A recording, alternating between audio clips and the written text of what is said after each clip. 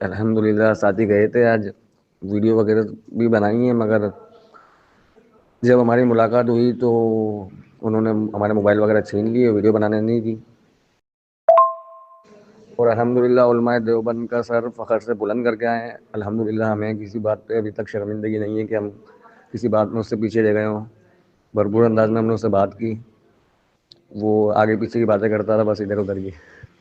تو وہاں پہ ہم پہنچے ہیں حضرت، شروع کے اندر تو اس کی چیکنگ اتنی سخت ہے، نیچے پولیس بھی تھی، پولیس نے ہمارے کو چیک کیا، پھر اس کے پرسنل گارڈ تھے، انہوں نے چیک کیا، ایک ایک چیز ہماری وہاں پہ جمع کر لی، کوئی چیز اوپر لے جانے نہیں دی سوائے ہمارے موبائلوں کے۔ پھر اوپر بھی ہماری چیکنگ الگ ہوئی، ہمارے یہاں تک کہ ہمارے جراب بھی اتروا دیے۔ پھر ہم اوپر پہنچے، پھر ہم نے معلومات کی تو انہوں نے کہا پرچی پہ سوال لکھ کے دیں خالی۔ ہم نے بولا پرچی پہ لکھ کے دیں گے تو وہ جواب ہی نہیں دے گا۔ پھر بولا سر آپ سوال جواب نہیں کر سکتے کھڑے ہو کے، تو ہم نے کیے نہیں۔ پھر ہم بیٹھے رہے، پھر ہم نے 3-4 گھنٹے اس کی سنتے رہے، روبرو کی فضول کی دیتا رہا ادھر ادھر کی، بس سنتے رہے۔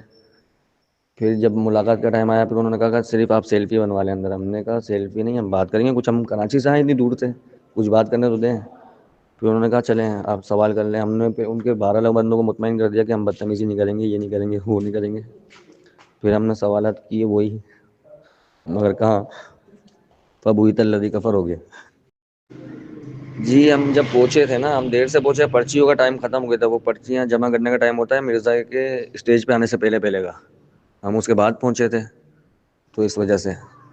باقی اس سے پہلے میں انجینئر محمد علی مرزا کو نہ اتنا سنتا تھا نہ دیکھتا تھا، صرف آپ کے کلپ وغیرہ جو ہوتے تھے، آپ نے جو اس کی غلطیاں وغیرہ نکالی ہوتی تھی وہ دیکھ لیتا تھا۔ اتنا ٹائم ہی نہیں ہوتا اپنی مصروفیات کی وجہ سے کہ بندہ اب اس کی ویڈیوز میں جائے دیکھے کیا کہہ رہا ہے کیا نہیں۔